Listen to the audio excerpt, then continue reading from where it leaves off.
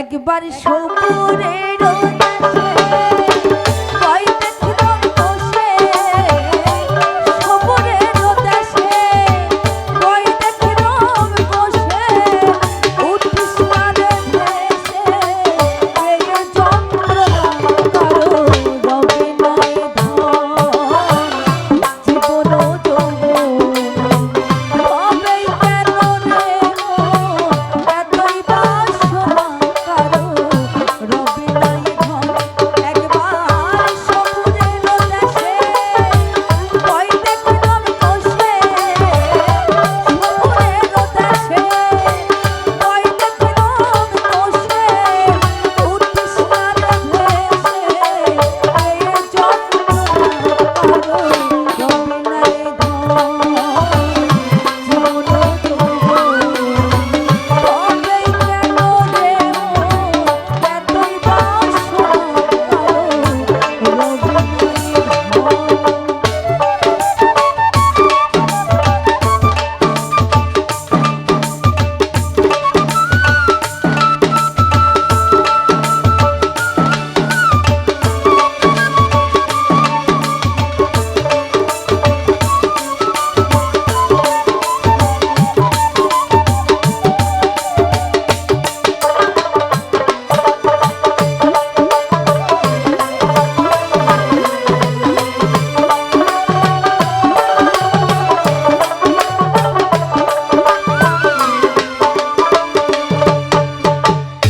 যে করে কালা চরণের আশা, জানো না রে মন তার কি দুর্দশা। যে করে কালা চরণের আশা, জানো না রে মন তার কি দুর্দশা।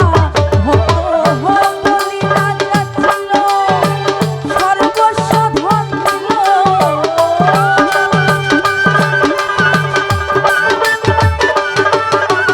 বলি রাজা, কথা বললে কি সমস্যা আছে? বলি রাজা ছিলেন বড় অহংকারী একজন মানুষ। তো তার সে প্রতিদিন কিছু না কিছু সবাইকে দান করতেন, তার অনেক সম্পদ। তখন প্রভু বললেন যে ওর যে অহংকার, ওকে সঠিক পথ আমাকে দেখাতে হবে। তখন সে বামন রূপে তার সামনে আসলেন বলি রাজার কাছে, এসে বললেন, বলি রাজা তোমার তো অনেক ক্ষমতা, তুমি কি আমাকে 3 চরণ 3 পা জমি দিতে পারবে? তখন সে হেসে বলে, তুমি এমনিতে বামন, 3 পা জমিতে তুমি তো বসতেও পারবা না, তো এই 3 পা জমি নিয়ে তুমি কি করবা? বলে তুমি দেবে কিনা বলো। ঠিক আছে, এই যে লাঠিটা নিয়ে আপনি 3 পা মেপে সেখানে এই লাঠিটা পুঁতে দেন। তখন নারায়ণ তার আসল রূপ ধারণ করে একটি পা পাতালে, একটি আসমানে এবং আরেকটা পাশে কোথায় দেবে।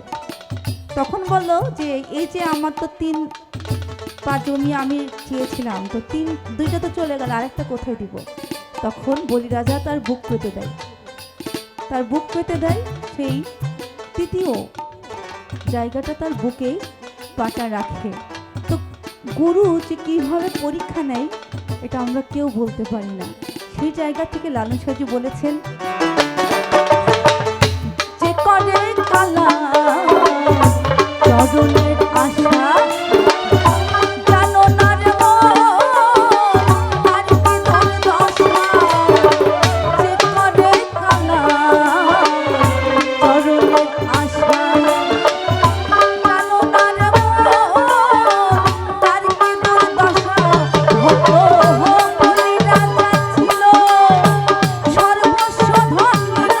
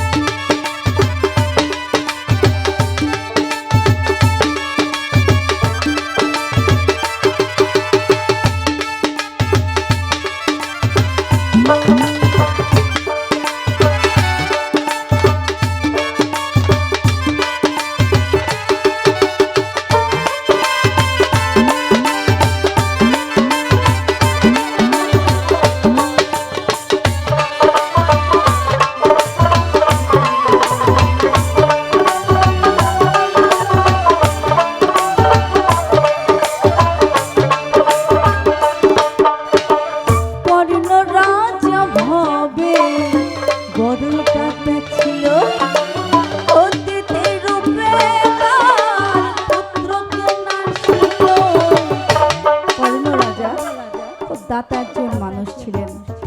প্রতিটা মানুষের চরিত্রিক একটা বৈশিষ্ট্য থাকে। তার বৈশিষ্ট্য ছিল তিনি অতিথি ছাড়া অতএব মেহমান ছাড়া কখনোই সেবা নিতেন না।